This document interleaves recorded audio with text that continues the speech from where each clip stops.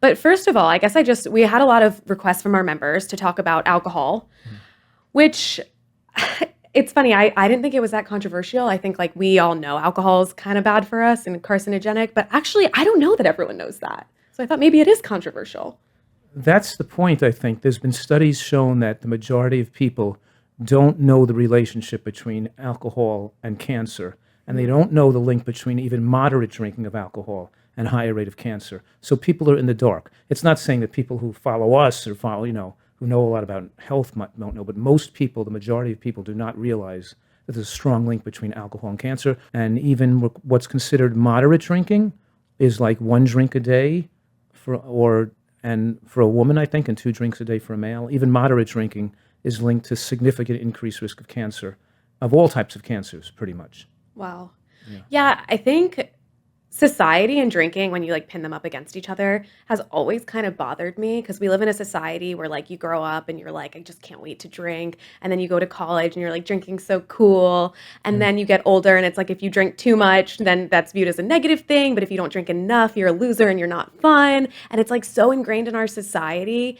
And we give people the tools to gain a lot of weight and be really unhealthy and tell them that you should be drinking, you should be eating these unhealthy foods. And then we shame them when they take it too far or are overweight or they become addicted. And I just think that is like such a tough spot to put humans in. It is. It's like it's a tough spot, the way we evolved, and even the way the medical profession evolved.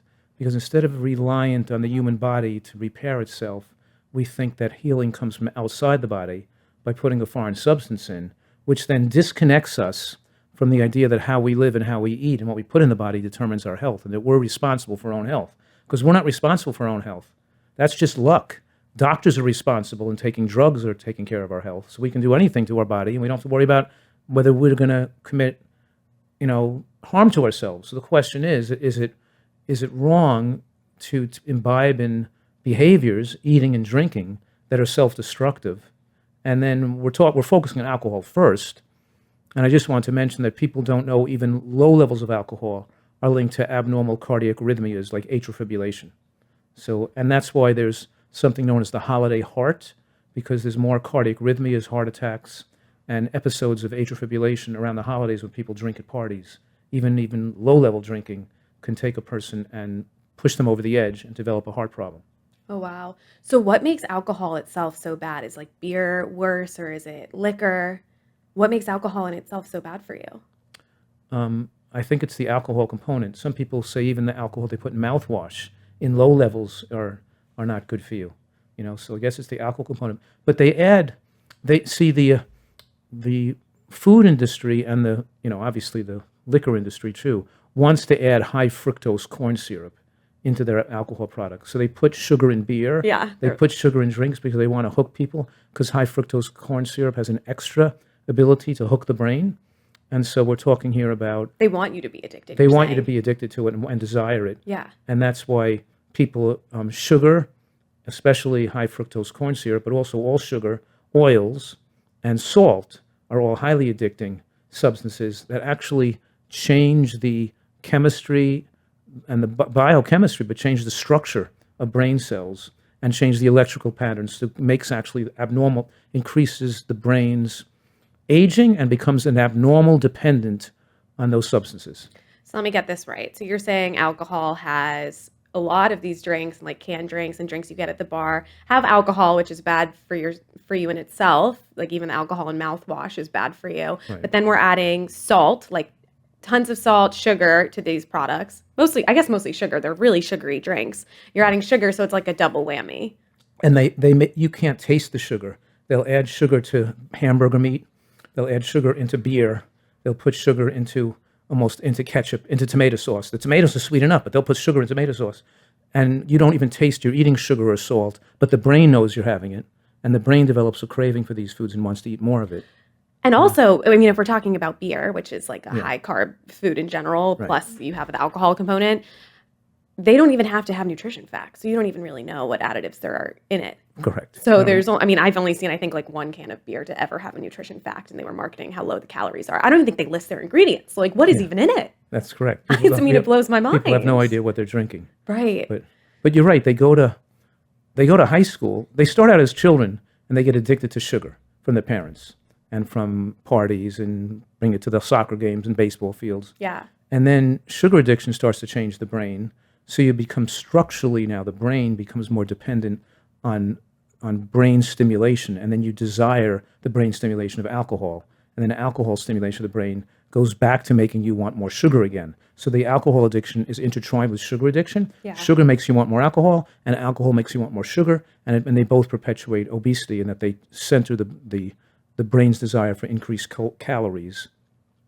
It's a deadly combination. Yeah, and it's so ubiquitous in our society that we're looked on as being abnormal or strange or too radical if you don't want to behave in self-destructive, self-harmful, harm your health future. You're not going to harm your health future, then you're seen as being too extreme. Or weird. Yeah, right. But I will say it's not just, I mean, there's a deeper psychological component than that, because I remember, I mean, there's like children, you're talking about like maybe 12-year-olds who are watching their parents drink, and like your parents are like, you can't have this now, but one day. So you kind of just naturally are like curious and want a beer, want to sneak into your parents' cabinet when you're 14 and like stuff like that and drink because it's cool. Do you know that I smoked cigarettes? When? I've never known this. No. Shut up. Oh, yeah. So I learned something new about you.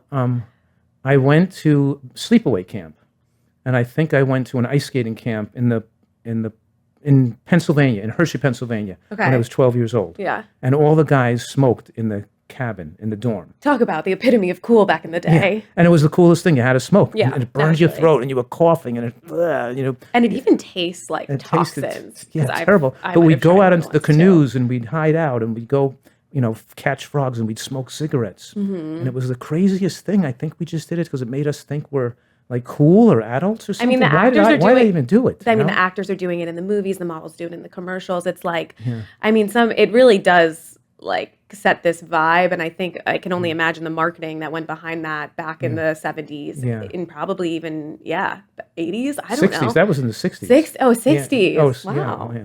You're older than you look. Yeah. So like, I mean, so we're taught from a very young age, it's cool. Like even, I mean, I had you and mom as examples who didn't drink, but like there was a large part of me that wanted to like have a beer with my friends and this and did. And like and then in college, I couldn't be like that girl not drinking. And I knew it was bad for you. So I tried to like, throw shots over my shoulder and I always had health in mind, but like, I was like, oh, this one will be fine. This won't kill me. But watching some people binge drink to the point that they do in college, like I was not naive. I mean, it was, I looked at it and it was like, your poor little brains, but... Yeah, and when you get drunk, you're destroying brain cells. Yeah. And those brain cells cumulatively affect your future cognition, the size of your brain, and your ability to have memory later on in life. Right, so I wasn't just going to say it's ubiquitous. I was going to say like there's an emotional component of like if you don't do it, you're missing out. You're like not fun, you're not cool. Yeah. And I think there's like, I follow these accounts on Instagram where it's like showing me how to have fun. Like, you think I'm crazy now? Wait till you see me sober and like stuff like that. Like making sober cool, which I think is really fun and inspirational, but like few and far between. Mm. I definitely drink the least out of all of my friends, and I'm grateful for that, even though it's uncomfortable at times. Yeah, you have to be able to, I guess, recreate, have fun, and not let food or alcohol be the method which you have fun in life. You have to know how to have fun without having self-destructive behavior. This gets me too. So like I'll go to a party, like a 4th of July party, and people will be eating or drinking for 6 hours straight, meaning substances are constantly entering their mouth. Because if they're not eating, they're drinking. Right. And I'm like, can't we just, even sip on water or not even like just have conversation or play games where you're not feeling like you have to just go. You hear red wine is good for you because it has antioxidants. It also has alcohol, which we know is pretty carcinogenic. So good or bad? How much can I have?